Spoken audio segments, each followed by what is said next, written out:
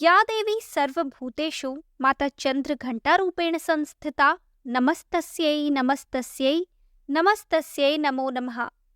जय माता दी दोस्तों, स्वागत है आपका हमारे YouTube चैनल पर। आज है नवरात्रि का तीसरा दिन और इस शुभ अवसर पर मैं आपके लिए लेकर आई हूँ नवरात्रि के तीसरे दिन पूजी जाने वाली माँ चंद्रघंटा की उत्पत्ति की कथा। यह माँ पार्वती का विवाहित स्वरूप है। नवरात्रि की तृतीया तिथि को की गई माँ चंद्रघंटा की साधना बहुत फलदायक होती है और माना जाता है कि यह समस्त विरोधियों को भी दूर रखती है। आइए जानते हैं कि माँ को चंद्रघंटा नाम से क्यों पुकारा जाता है और इनकी पूजा करने से क्या लाभ होते हैं। माँ आदिशक्ति के तीसरे शक्ति स्वरूप को माँ चंद्रघंटा के नाम से जाना जाता है तथा नवरात्रि का तीसरा दिन माँ के इसी रूप को समर्पित है।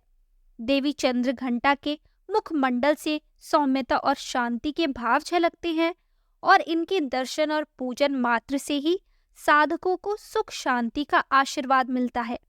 वेदों में कहा गया है कि माँ चंद्रघंटा की आराधना करने से मनुष्य को अलौकिकता का आभास होता है। देवी चंद्रघंटा का वाहन बाघ है। माता ने अपने मस्तक पर घंटे के आकार का अर्धचंद्र धारण किया हुआ है। माता के इस स्वरूप की 10 भुजाएं हैं। उनके बाएं हाथ में त्रिशूल, गदा, तलवार और कमंडल है और 5वां बायां हाथ वरद मुद्रा में है। अपने 4 दाहिने हाथों में माता ने कमल, तीर, धनुष और जपमाला धारण की है और 5वां दाहिना हाथ अभय मुद्रा में है। आइए अब करते हैं माता चंद्रघंटा की उत्पत्ति की कथा प्रारंभ। जब माता पार्वती ने भगवान शिव से विवाह किया तो महादेव की भांति ही अपने मस्तक पर अर्धचंद्र को धारण कर लिया। यह अर्धचंद्र मंदिर के घंटे के आकार जैसा प्रतीत हो रहा था, इसलिए माता को चंद्रघंटा के नाम से पुकारा जाने लगा। एक समय की बात है जब देवताओं और दानवों में भीषण युद्ध चल रहा था। देवता अपनी समस्त शक्ति के साथ भी असुरों को पराजित कर पाने में असमर्थ थे।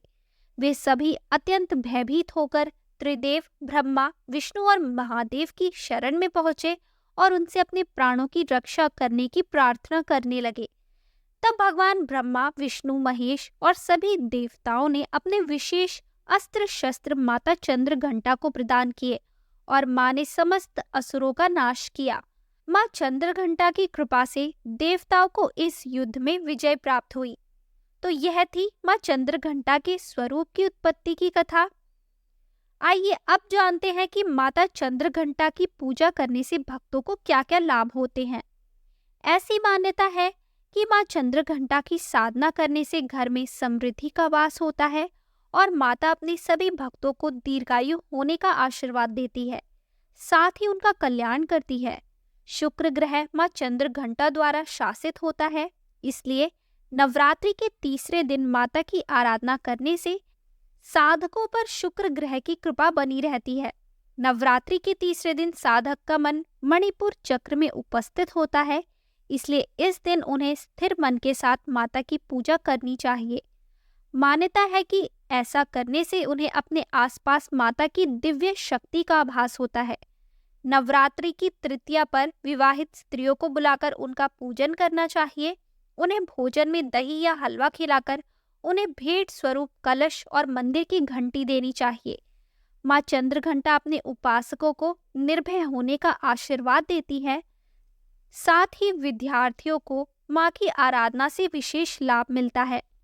देवी चंद्रघंटा अपने साधकों की हर प्रकार से रक्षा करती है। तो दोस्तों, ये थी माता चंद्रघंटा की व्रत कथा। आपको ये कथा कैसी लगी हमें कमेंट करके जरूर बताएं। आने वाली हमारी सभी वीडियोस को देखने के लिए हमारे चैनल को सब्सक्राइब करें और शेयर करना ना भूलें।